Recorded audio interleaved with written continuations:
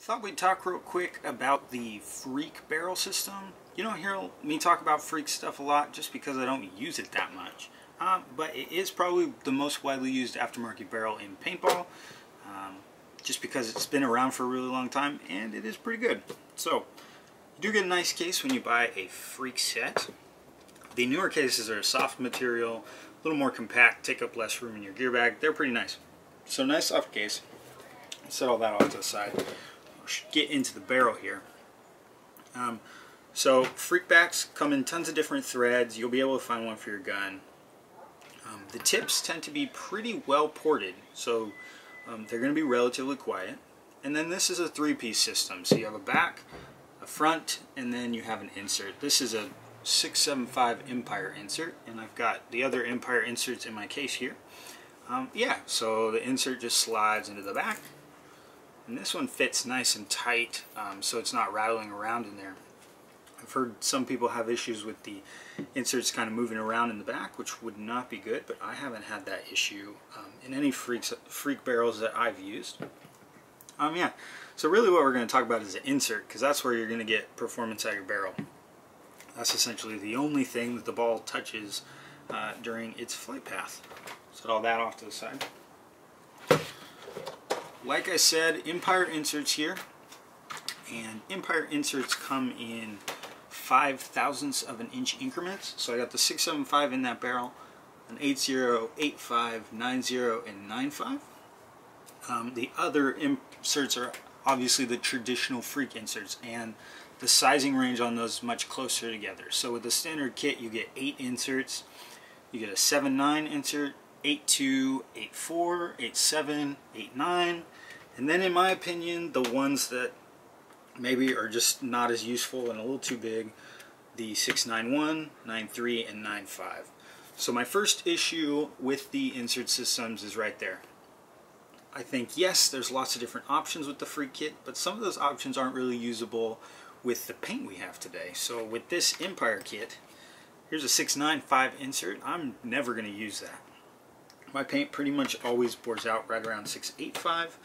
This is just too big. And with the Freak kit, for me, there's probably 5 inserts in there that I'm actually going to use. Even with the Freak XL that just came out, I was hoping maybe they ditch some of those big sizes and go to something smaller, because they offer a 6.77 and a 6.75 that you can purchase separately from the kit.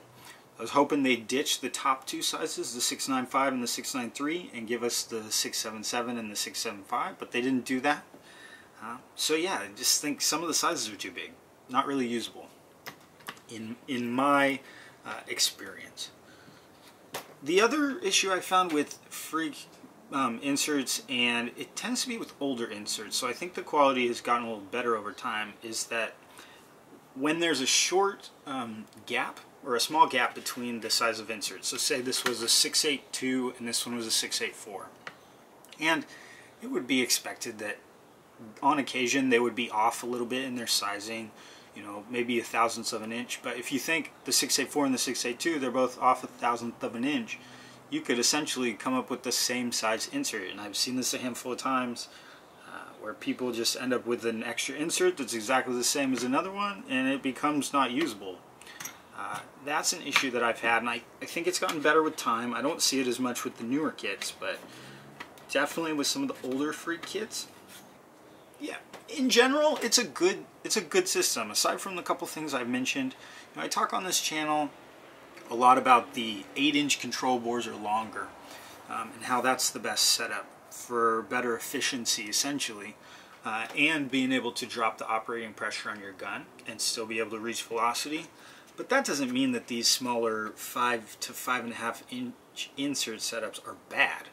They're going to be consistent, they're going to be accurate, yeah, and they're good. I think, you know, for the price, I think a full Freak kit with a barrel is like 160 bucks. The Freak XL is like 190. It's not my recommendation for people. I would recommend it if you bought like a Shocker or a Lux and you already have a Freak barrel, and you know, fill out the insert kit because it's good, it shoots well. Just not my pick for an aftermarket barrel. The other thing that's good is if you have, say you shoot a Lux and you shoot another autococker threaded gun, you can just replace that back to a Lux thread, and you would essentially be able to use it with both guns, use the same insert kit, so that gives you a lot of value. You don't have to buy a full another barrel kit to match the threading of a different gun.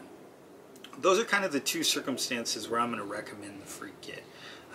It's cheap to get lots of bore sizes, yes. If you look on the used market, I can buy a whole kit for under $100, but it really just, I think there are better options, and that doesn't mean it's bad. If this is what you have, I'm not going to tell you to go out and you have to get an 8-inch long control bore. That's definitely not necessary. I just prefer other things personally. So there you go. Freak barrel kit. Let me know in the comments what you think about these things. I know people that love them to death and wouldn't shoot anything else. Yeah, let me know what you think. Like this video, subscribe to the page, look out for new videos coming up. I've got a gun review that I'm really excited to get out. It's something I've been looking to get for a long time, so look out for that. And yeah, stay tuned.